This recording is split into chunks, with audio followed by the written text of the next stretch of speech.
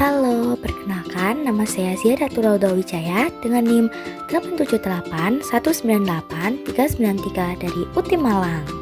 Pada kali ini, saya akan menjelaskan mengenai resum dari mata kuliah, pengembangan dan bahan ajar dari modul 1 sampai modul 12. Pada resum modul 1 sampai 12 terdapat beberapa inti, yaitu yang pertama, hakikat kurikulum TK, yang kedua, tujuan kurikulum TK, yang ketiga, prinsip pengembangan kurikulum TK, dan yang keempat, pelaksanaan pembelajaran dan evaluasi. Nah, jadi apa sih yang dimaksud dengan kurikulum TK? Kurikulum TK merupakan seluruh pengalaman belajar yang dirancang untuk mendukung perkembangan anak secara menyeluruh. Kurikulum mencakup tujuan, isi, metode, dan evaluasi yang saling berkaitan. Adapun pengembangannya yaitu berlandaskan filsafat pendidikan, psikologi perkembangan, sosial budaya, dan kemajuan iptek, serta harus memenuhi beberapa prinsip.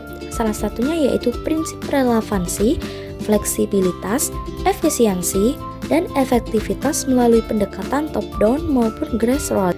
Perjalanan kurikulum TK sejak tahun 1968 hingga 1994 menunjukkan fokus utama pada pembentukan perilaku dasar dan kemampuan awal anak.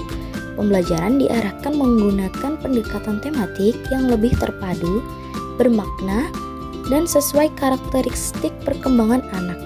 Kurikulum berbasis kompetensi atau KBK menekankan penguasaan pengetahuan, keterampilan, dan sikap dengan nilai-nilai etika, life skills, serta pembelajaran yang berpusat pada anak. Komponennya mencakup kurikulum, penilaian kelas, kegiatan belajar mengajar, dan manajemen sekolah. Kegiatan pengembangan di PAUD berlandaskan prinsip bahwa masa usia dini adalah masa emas, sehingga pendekatan harus holistik serta sesuai dengan perkembangan atau DAP. Bidang perkembangan meliputi moral agama, sosial emosional, bahasa, kognitif, motorik, dan seni. Berbagai model kegiatan dapat digunakan seperti atraktif, life skills, dan kooperatif dengan prinsip bermain sambil belajar. Tahapannya terdiri dari perencanaan, pelaksanaan, dan evaluasi. Materi kegiatan pengembangan mencakup pembentukan perilaku melalui pembiasaan, serta pengembangan kemampuan dasar melalui lingkungan belajar yang kaya akan stimulasi. Perancangan kegiatan dirumuskan dalam silabus yang memuat kompetensi dasar, pengalaman belajar, indikator, metode, tema, dan tentunya dengan media yang aman, menarik, dan sesuai dengan perkembangan anak. Rencana pembelajaran dituangkan dalam SKM atau mingguan dan SKH atau harian yang disusun secara ilmiah, sistematis, relevan, dan konsisten. Guru berperan mengelola kelas secara menyenangkan dan kondusif. Adapun guru harus memahami dan menyesuaikan kemampuan anak sebelum menyusun rencana pembelajaran. Tujuan pembelajaran disusun berdasarkan kebutuhan anak dan didukung dengan teknik identifikasi seperti observasi, catatan anekdot, serta analisis hasil karya.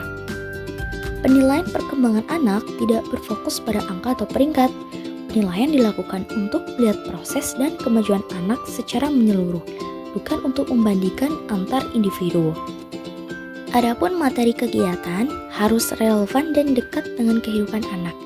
Pembelajaran dirancang untuk mendorong eksplorasi, rasa ingin tahu, dan pengalaman langsung, sehingga anak dapat mengembangkan berbagai kemampuan secara alami. Perencanaan pembelajaran sendiri merupakan bersifat penting karena agar kegiatan berjalan terarah dan efektif. Perencanaan mencakup KD, indikator, tujuan kegiatan, serta pemilihan tema, metode, dan media yang digunakan. Media pembelajaran harus bersifat aman, tentunya menarik dan mendukung perkembangan anak. Rencana pembelajaran tentunya terdiri dari beberapa dokumen, salah satunya yaitu SKM atau Satuan Kegiatan Mingguan dan SKH Satuan Kegiatan Harian. Keduanya membantu guru mengatur alur kegiatan secara sistematis dan konsisten. Evaluasi kurikulum dilakukan untuk melihat keberhasilan program pembelajaran. Hasil evaluasi digunakan untuk menentukan apakah program perlu diperbaiki, ditingkatkan, atau dilanjutkan. Sekian video dari pembelajaran Resu modul 1-12. Terima kasih dan sampai jumpa kembali. Bye-bye.